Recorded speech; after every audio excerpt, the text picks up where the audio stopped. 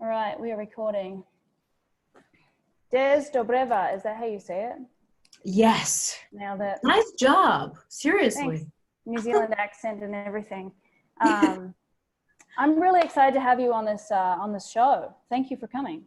I'm excited to be here. Content is my favorite topic ever, so. This is going to be really fun. I've followed you for, I guess, a while. We've been friends for a long time, but we've never really chatted. So this is a great chance. This is a fantastic time to do it. Yeah, right. I mean, people are just kind of like sitting around, faffing around, and I just think everyone should be constantly creating content. Yeah, I share that belief. And then one thing I've always liked about you and is that you've always created polarizing content, right? All your you have a lot of content to begin with, but you've never been scared to be yourself. That's such an interesting way to say it, because if you dive back on that, it's like, why should you be scared to be yourself? To me, it's just, I'm the exact same way I am online as I am at home or with my friends. And I think a lot of people just, as soon as they log into their social media account and they realize, oh, this is for business, I need to be a different person. Something just snaps in their mind and they forget who they are for a second or for years.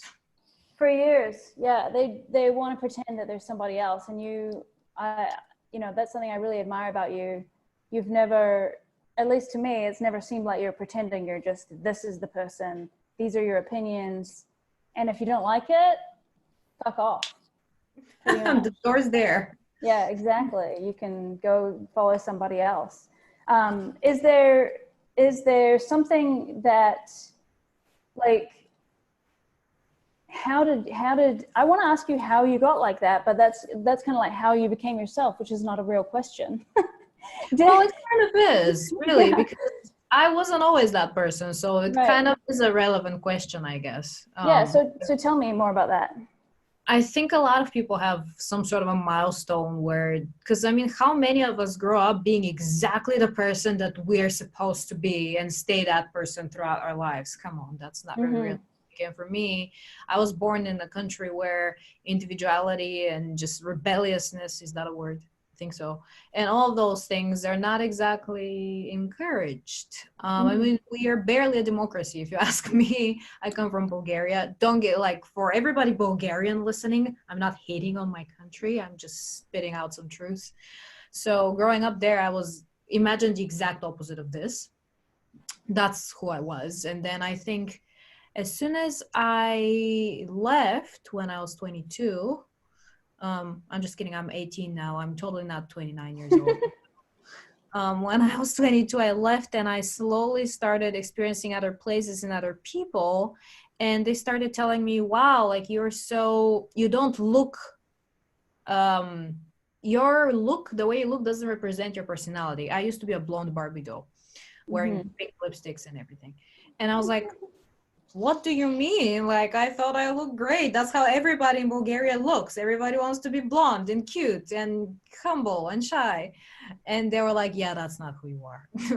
So somewhere along the way, a few years ago, coincidentally or not, when I started this business, I changed my hair color. I completely rebranded my image to what I think it was always supposed to be. And when I did that on the outside, I kind of came to terms with who I am on the inside as well.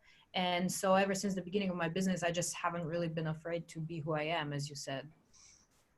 That's super inspiring. It takes people, and honestly, a lot of people I think never do it, but it takes people a long time to define who they are. And, you know, even to project, not just to project it out into the world, but just to live that way, right? Not caring about how people react. Yeah, I mean, I don't like that saying. I used to say this all the time. I was like, you just cannot give a fuck about what anybody thinks. I don't care about that's not true. To some extent, we all care. It's just about how long do you care for, and do you base your behavior on what people think and say. That's all. You're allowed to care. Like, you don't need to virtue signal and be like, I don't give a fuck. It's okay to give a fuck, but just don't let it reflect in your behavior. I love that. Super cool. Well, why don't you tell the audience really quick a little bit about what you're up to in the world? What's your business? What are you So doing? I run two businesses. My main one is I'm a brand strategist. So I run a paid inner circle, a community for people who want to build, grow, and scale their businesses, and also a high ticket agency, well, for everybody listening who has an agency, if we are still on lockdown when this airs, congratulations, you drew the short straw. um, and my second business is I help people build profitable membership sites. Awesome. Nice and easy. You've said those before. Yeah. Oh yeah. Sometimes, like maybe 2 or 3 times. So when you're inside of your memberships and your brand, I guess it's membership as well. What kind of content do you tell people to create to show their brand or to showcase who they are? Content is honestly, it's so interesting because for a while there, people kind of only associated me with content because that's all that I talked about for years. And I had to transition from being the content person to being a brand strategist, branding queen, whatever. So it's funny that you asked that question. So I have a really specific system when it comes to creating content, churning out content, scheduling content, and all of that. And the way I see it, you need to be creating 3 types of content, and that's also what I teach my BBS members in my inner circle. So the first one is an emotional connection building content. So just a lot of people don't understand the power of their story or of any story. Like talk about your milestones, create content that demonstrates to your audience what your values are, because your origin story is your place of true credibility. And if you don't understand that, then most likely you have an audience that doesn't really know you well, and oftentimes that's the number one reason they're not gonna buy from you. So to me, that's my favorite type of content. The second one is the content that builds trust. So a lot of people confuse trust with authority. So they think that the way to build trust is to just share testimonials.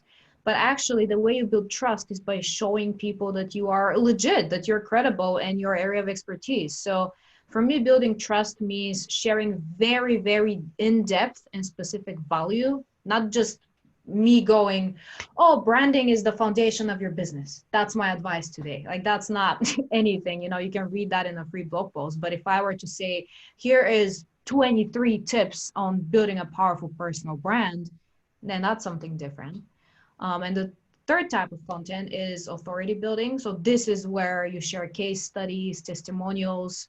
I love, for example, creating live videos where I interview my clients. So it's kind of like a live testimonial. I think there's nothing more credible than that, to be honest. Yeah, absolutely. I agree with you. That's really interesting that you've defined it down to those three things. I have to say I've gotten trust and authority. I haven't defined them in those ways before.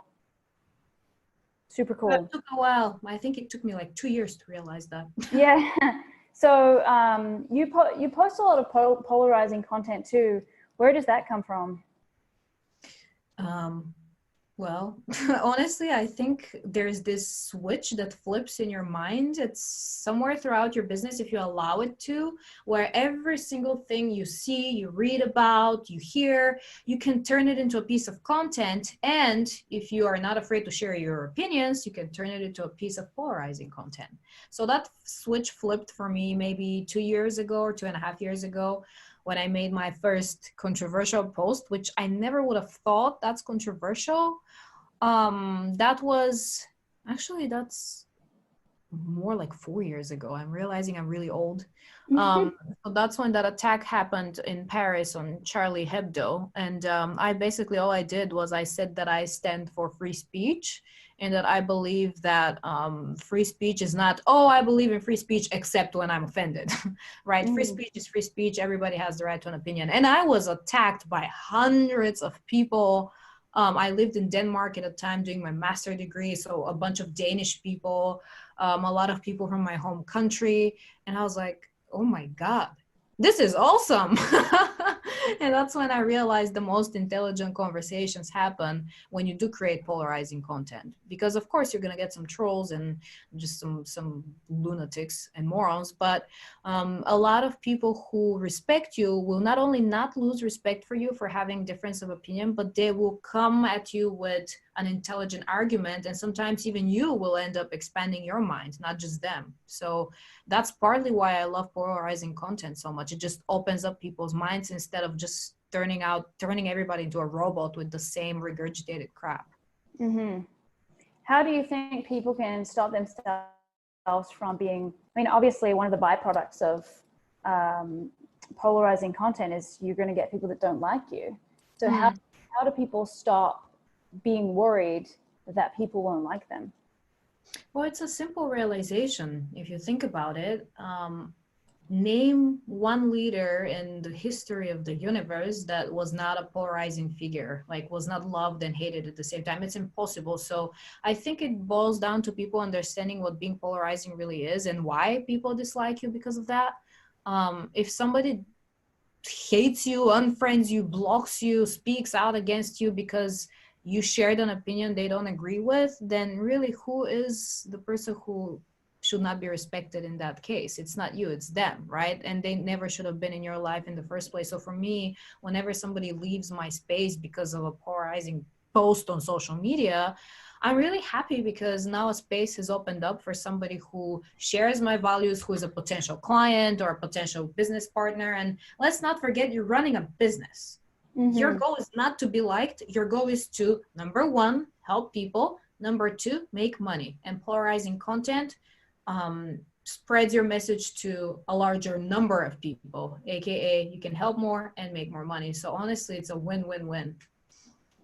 Yeah, makes total sense. Logically, it makes sense. I think there's some emotional stuff for people around not being liked and not being accepted. Yeah, I think a lot of it comes from the imposter syndrome, which is such a cliche, but I still see it every day. I mean, why would you be worried what someone thinks about you if you don't think that yourself? And it's a really harsh truth that people don't like hearing. But honestly, if somebody attacks you and goes, oh my God, you're so stupid for believing that.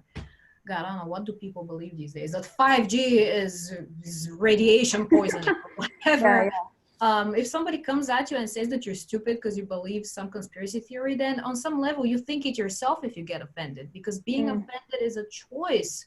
I mean, of course, nobody wakes up one day and, oh, what am I gonna get offended by today? But it's still a choice, whether consciously or subconsciously. So for those of you listening, next time somebody hates on you online, ask yourself the question, why am I feeling so offended over this? This is a stranger on the internet. Why do I care? It's real. And that's so prevalent on the internet now. You can get attacked for anything, anytime, on any platform. For real. I was attacked because I said that branding and marketing are different, which they are. And then somebody completely freaked out and wrote, I'm not joking, 112 or 13 comments on one of my status updates, just arguing with people. Not even me. I dropped off like at comment 20. Then they just kept arguing with people. And that became one of my most successful status updates because of that. Branding and marketing, that wasn't controversial. I love it. You know Dan Henry, the Click Funnels guy. I remember when he started to do his thing, and he said, all you have to do is stir up a storm of shit and make sure that you're selling something. And like, he just would go into these places and I'm not saying, anyone listening, I'm not saying just to stir up a shitstorm everywhere and start saying fake stuff, but if you are being polarizing, and that was, I think, his point, he just would go into places and say, argue with people and say all this different stuff. And people would go and check out his profile where he had, it was like a Facebook ads course or something at that time. And he made hundreds of thousands of dollars just from being a bit of a shit. Literally the same. I used to do the same thing in big Facebook groups. Now, what I teach about controversy is just don't be controversial for the sake of being controversial. Right. Because yes, you can make a lot of money with that. And I just see it as lacking integrity a little bit. There always needs to be, like, you always need to aim to do good, whether that's open up people's minds about something, educate about something, inspire. Maybe even that's also a legit reason to create polarizing content. As long as one of those is ticked, then that's good. But if you're just, I know I have a lot of people on my feed, especially this lockdown that we're in still has revealed people's true intentions and true colors on social media. So I'm connected to a lot of them who create the most polarizing, ridiculous content that has nothing to do with their business just to get some more clicks and some more engagement. And that does not look good to your audience. No, I think there's definitely the people I know who are doing really well have stopped doing that. You know, Yeah. like there have been a few who were really controversial just for the sake of it, but they learned better how, and kind of, it's almost like a kid riding a bike, right? It's like, oh, and then eventually they go, oh, okay, cool, I know what I'm doing. Yeah, there's nothing wrong with making mistakes as long as you change. 100%. So, well, you said earlier about sticking to your values. Do you have a process for finding or defining your own values for yourself and or your business? I have a framework for that, but honestly, it starts really simply. Most people ask themselves, what do I truly care about? Like, what am I really passionate about? My values are ingrained somewhere in that. And sure, that's true, but what you usually end up with is not your values, it's just some things you kind of care about. So the way I see it is do it the opposite way. I mean, I'm always kind of going against the grain when I develop these concepts. So I started asking myself, what makes my blood boil? Like, what types of behaviors do I look at in other people and other businesses that make me go, oh, dear God, never, ever will I do anything like this? Then look at the opposite of that. That's most likely one of your core values. Because if your blood boils by seeing that person exhibit that behavior or say that or do that, then you're on the right path already. That's a really good point. Do you have any examples of that? Like either just random examples, or what are your values and how did you come up with them? Yeah, I mean, actually, there's a point to be made there too, because one of my values, it's not the top one, but which sounds really bad, but it's integrity. And so it's not the top one. It's on But, there. It's in the top 20, you know. well, I've figured out that identifying around 5 is usually, those are your core values, and anything else is just beliefs, and there's a huge difference. But one of mine is integrity. And a lot of people, because we do this for clients in our agency, we help them define their values. A lot of them say something like, oh, you know, I think authenticity or I think integrity is one of my top values, but that's like what everybody else says, so we shouldn't put it in there. And I'm like, these are your core values. You're not going to define them based on whether they're popular with other people or too cliche. Like, if that's your value, that's your fucking value. So I just wanted to insert that in here. That I know I haven't answered your question yet, but I figure it's important. It is, yeah. Defining your values is not a popularity contest. First of all, they're mostly for internal use. You should be creating content that kind of showcase them, but you don't have to tell your audience, hi guys, my core value is integrity. Nobody cares. So examples. Well, I mean, that's when I started my business. I guess I kind of knew I care about just being different, but I didn't realize to what extent until I started my business, started doing competitor analysis. And so I don't want to bash anyone, but I examined over 20 people who do what I do. Every single one of them did the exact same thing. I'm talking same lead magnets, same value ladder, same names on their freaking courses, same topics in their blog post. And I was like, okay, I can make money doing the same thing because my audience is my audience and they're going to look to me, not them. So that's fine, but let's maybe not. So I made my life a bit more complicated by going completely against what they were doing.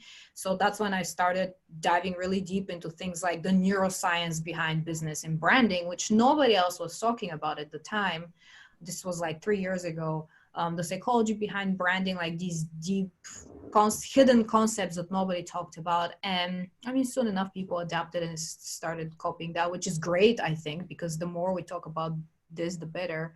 But that's how I realized being different, or whatever fancy name you slap on it, rebelliousness is one of my core values, because that just made my blood boil, that they didn't care about their audiences enough to just dare to be different and to inspire them to be different as well.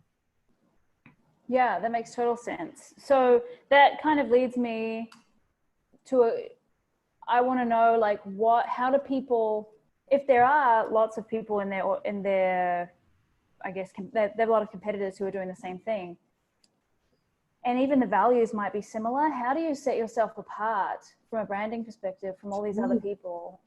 I know that That's you the probably best get thing. asked this all the time, but like how, because there's, you know, like life coaches or something, for example. It's like, oh my Oh, God, I literally wrote a song about it because it's like everyone and their dog wants to be a life coach.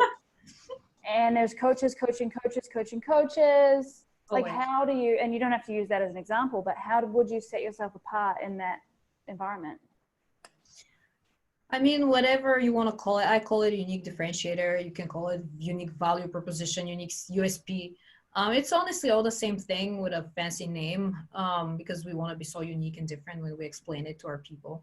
Mm-hmm. But here's the key. A lot of people, when defining their unique differentiator, which most don't even do, which is fascinating to me, Me too. that you are trying to sell something without, setting yourself apart. They make a mistake, and that is they honestly believe that they need to come up with something that is unique, that nobody else in the world has claimed yet. And I just look at that and think, girl, do you know how many people in the world do what you do? You're not unique. None of us are in terms of that. Not even your methods. Like, of course you should absolutely have a branded framework with a name slapped on it that you should absolutely trademark to protect your brand, and that can become your unique differentiator. But when you're getting started, think of it this way. Here's a list of my top competitors. What unique differentiators have they claimed? Like, maybe you teach people how to start a business, right? So this is actually a great example that I just came up with. So you teach people how to start a business. You look at your competitors, and one of them teaches people how to start a business in like a month. But they haven't branded their business around it. They mentioned that it takes a month, but that's about it. So then if you do the same thing, right about now is where most people would go, oh my God, we do the same thing in the same time frame. I should probably like change my time frame or do something different. No, you just have to claim what they haven't fucking claimed yet, because once you've done it, they can't, because they're going to look like a fool. So your best bet is build your branded framework, start saying everywhere on social media, I help you build your first or next business in 30 days or less. Find a way to trademark the shit out of that, and boom, suddenly you're unique and you're different, and people would of course choose you instead of that person who didn't even bother to claim what they're literally doing and put it in their branding. Yeah, awesome. So instead of trying to come up with something that doesn't exist, Yeah. right, and then freaking out and going, maybe I wasn't meant to do this, Oh, you would look at what people aren't saying or haven't claimed about their business, and you could say that you're the 30-day business coach or something like that. Yeah. And you don't have to be like, people think they need to be the first. I mean, sure, if you are, that could be great, could also be really bad, because maybe there's no demand for it and that's why you're the first. So think about that. But you don't have to be the first. You just have to be the first to think strategically about it and to claim it. I mean, when one of my clients said the branding queen on one of their testimonials a few years ago, I was like, oh, this is perfect. I go online, there's 10 women on google.com calling themselves the branding queen. I'm like, So I slap it everywhere on all my courses, programs, cover photos, whatever the hell, and I apply for a trademark. A few months later, I get the trademark. And then a few months later, they all get cease and desist letters. And now I am the brand queen. So it's just about who thinks more strategically. That's fucking awesome. I didn't know that. And that's like, it's cheeky as fuck, but it's, you know what? This is business, right? It is. It's people... just about being strategic and protecting your brand. People just think they can build a brand around any word or phrase without protecting themselves. And then what happens 5 years later when that phrase, the branding queen, is all over your stuff, and some bitch like me comes along, trademarks it, sends you a cease and desist letter. Oh, your whole business now needs to change. I mean, I almost felt guilty for a second, but then I realized, you know what? If you just bought my stuff, you would know this. So good luck to you. That's hilarious. I had no idea that that's what you did. And you know, there's so many people pussyfooting around in business. Like, oh, I don't want to, that person's already got that on their Twitter. So I have to think of something else. It's like, no, you can actually do that. And I bet you people listening to this are like, oh shit, I didn't even know that you could do that. I thought only the first person could, you know, trademark something or whatever. Super smart. That's a really great story. All right, let's change tack a little bit and talk about membership sites as well, because I know that's another thing that you do a really good job of. I think that's a lot of the content I've seen from you lately is about membership sites. Is that something you're pushing right now? Yeah, so I divide my year between launches. I jump from launch to launch, from one business to the other. And while we're filming this, I'm just closing the next round for my program where I help people build a membership site in 6 weeks or less. See what I did there? 6 weeks or less. Hey, and when I started that business about 14 months ago, 15 months ago, I did it because I built a successful membership myself 3 years ago. And people kept asking me, how do I do that? How do I do this? And a lot of my members in there started their own membership sites following my advice that I gave, for free. And I was like, oh, there's something here. I started doing some competitor research. Please do that, you guys, by the way. And I realized very few people are teaching this. Well, now 15 months later, there's a lot more, but back then there was only a few in the space, like Stu McLaren, he's great as well. And I realized, I can turn this into a business. So me and my team, we built a platform that's like a monthly fee. So basically it's a membership site for building membership sites. And I built my program. And that's when I had another realization, because I don't know if you guys do this, like if you have the budget, I recommend it. Buy your competitors' stuff. It's also a little bit cheeky, but honestly, you're spending money with them. So it's not that cheeky. No, it's like funnel hacking. Yeah, kind of. Yeah. So I bought some of their stuff. I bought a few courses from the top ones on building membership sites and all of that. And I realized they had a huge component missing. Basically, they all threw people straight into building a membership site without preparing them in any way. And so I spoke to some of their clients who bought their stuff, and I realized they didn't end up doing anything because they didn't have their brand on point. They didn't have their positioning on point. Like they didn't even know their ideal client avatar. So I included that into my membership site stuff, and that's how I connected the two businesses, because you can't build a membership site without having a clear, focused brand, right? Yeah, I mean, that makes sense. It's smart to buy your clients or your competitors' stuff so you can figure that out. Yeah. When you say membership site, do you just want to define that for people? Like, how does it work?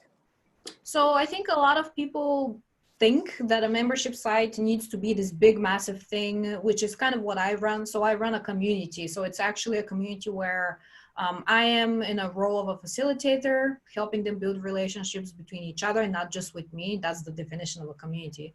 And I'm kind of responsible for how far along they are in the learning process, how much their business has grown. So that's one type of membership site you can have, a community.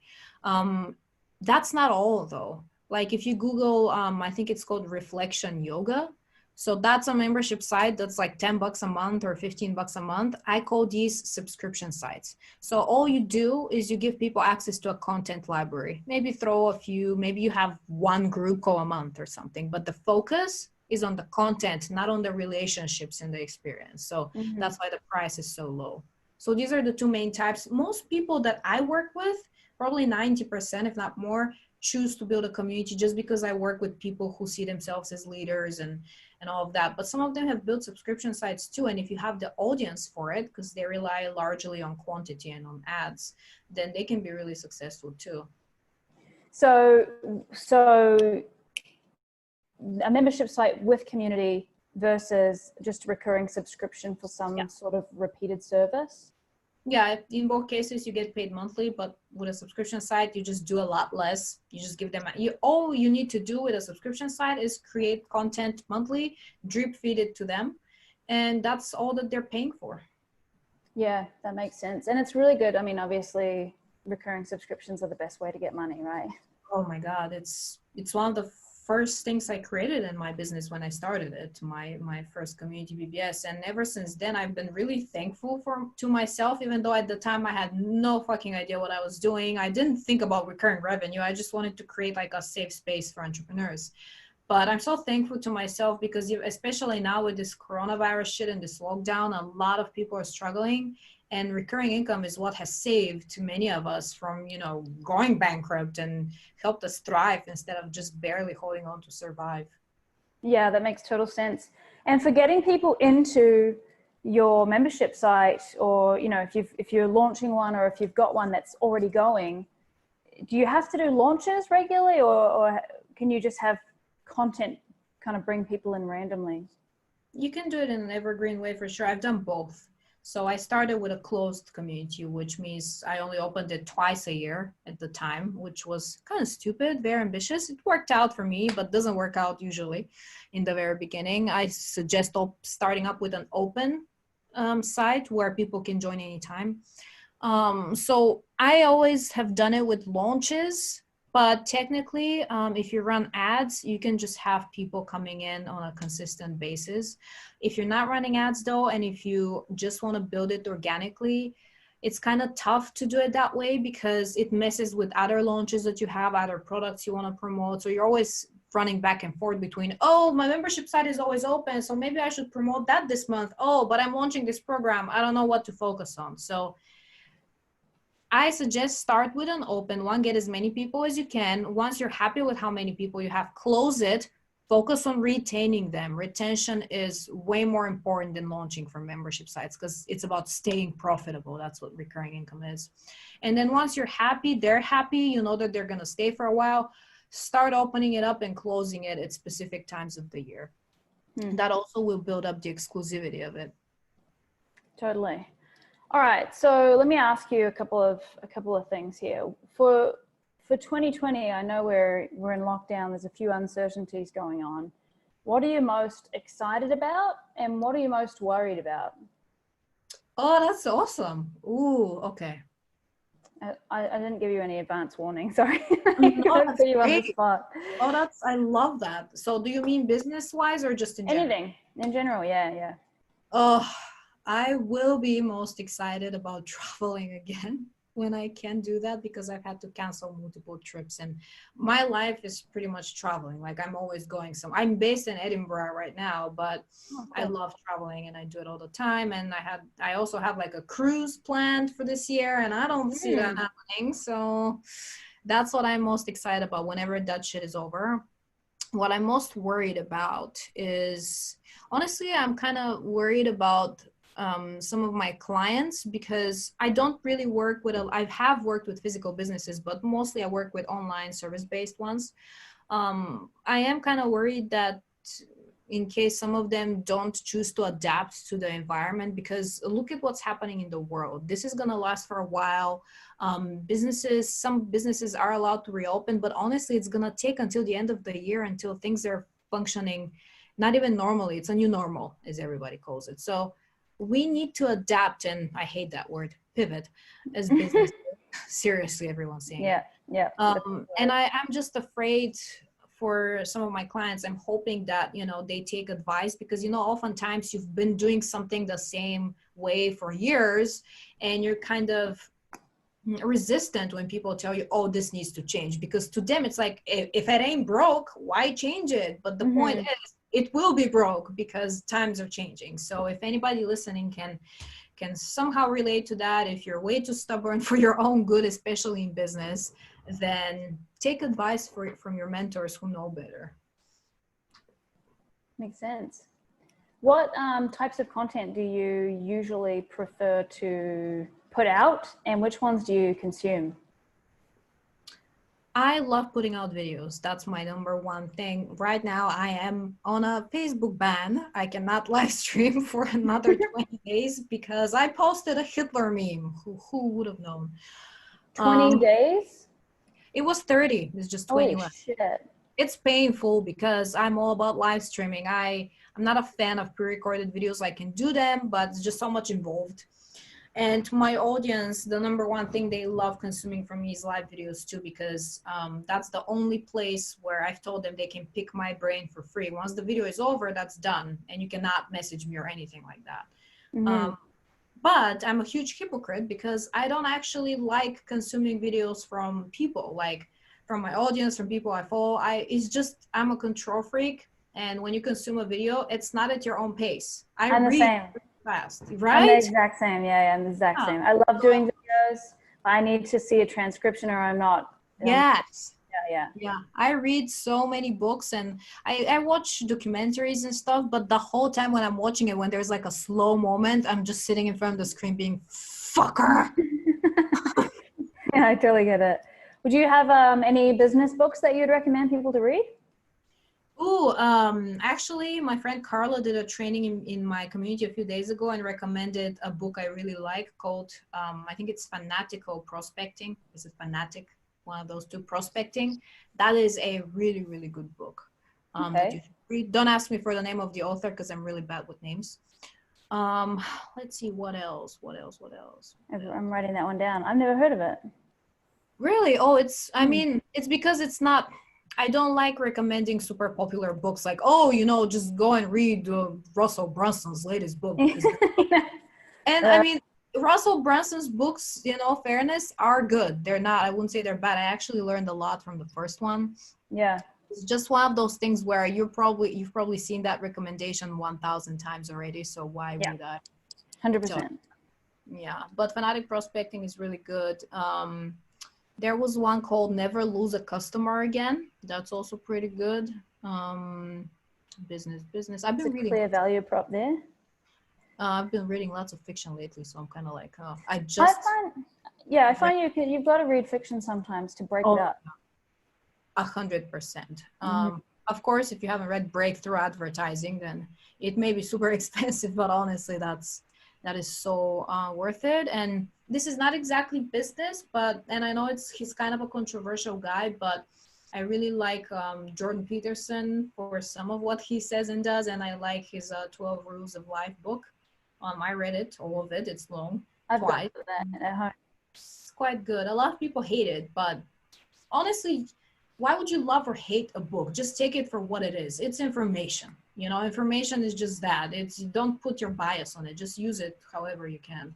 Jordan Peterson's another one with some really good polarizing content.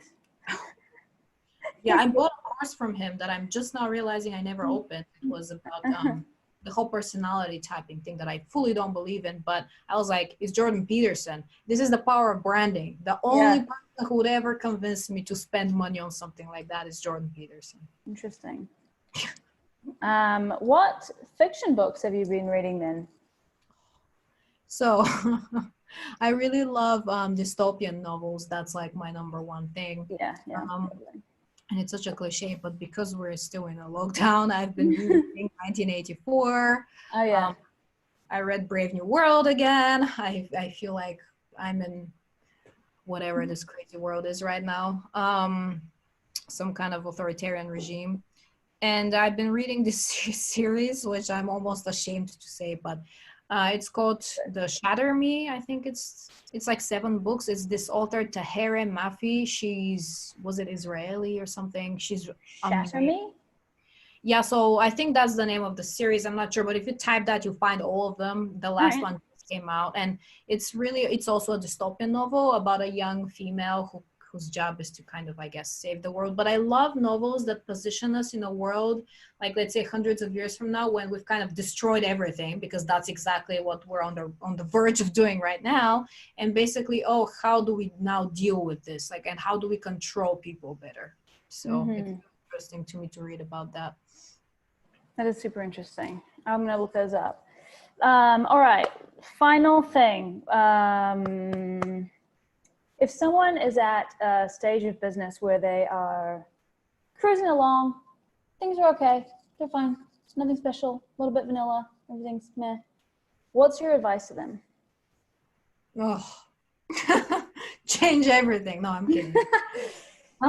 I think they need to ask themselves a very important question. Am I here to lead, or am I here to just make money here and there and be content with my life? Because for me, being content, I mean, I spent 4 years in Denmark. That nation, everybody says they're the happiest nation in the world, and they're amazing. Don't get me wrong. Like Scandinavia is its whole little bubble, but I think they're content mostly, not happy, because life is so much easier there. They don't struggle with most of the things that normal humans struggle with in that society. And so I hate being content. for me, it's either be fully satisfied and happy or just get the hell out. So if you're running a business and you're kind of vanilla, like kind of okay with what's happening, but you know, you're not sure if you can do better or not, you can absolutely do better, and you should, because now that you have a business and you have a platform, you have a responsibility for that platform, for what you share on it. Like, I love looking at myself. It may sound arrogant, but look at yourself as a top celebrity. Like, freaking Kim Kardashian has what, 200 million people following her? Imagine you're that. Imagine 200 million people follow you on every platform. So how would you act? Like, what messages do you want to send out? What behaviors do you want to inspire from them? And then act accordingly with your content. Yeah, super cool. I think that a lot of times being comfortable is like the enemy of progress, right? Because you're just, there's so many people. I mean, you're a nomad. I'm a nomad. There's so many people that they have a comfy job and it's corporate. They don't really like it, but like they have a nice car and they have to pay their bills, and so they just kind of keep doing their thing. But for me, a lot of times the best times have been when I was like, you know, everything went to shit and I had to reinvent myself from zero, you know, and because I was never just kind of cruising along and comfortable, it became almost easier for me than for them to just go to a new country and do a new thing, or totally change my business, or like totally reinvent my life. You know what I mean? Yeah, absolutely. I mean, oh, life as a nomad. I mean, now I kind of have a home base, but I still consider myself that because I work fully online and I can go anywhere, anytime, even though I have a cat, the ruler of hell, Lucifer. Don't know him. But yeah, a lot of people just fall in this cycle of feeling comfortable, and maybe from time to time they ask themselves, oh, can I do better? But then they're convinced that they don't need to because they're doing fine without trying too hard. And you know what, there's nothing wrong with that. It's fine to not want to be a leader, as long as you understand that this is what you're doing. You're like betraying yourself if you do want to lead people and you do want to inspire people and you're not 100%. Doing it. You're betraying them too. 100%. Really good point. Where can people find more about you and follow you online? Type the branding queen in Google. And if any other questions, let me know. You can find me at Dobreva.com, and you can also find my inner circle, Badass Brand Squad, in Google. And by the time this is live, we should be running a free 5-day challenge, completely free, for real, in my group. So you guys should definitely join that. It's going to be epic, and it's going to be about selling with your content. Amazing. Des, you're the best. Thanks for joining us on the show. Thank you for having me. This was really great. Best questions ever. Awesome. Thanks.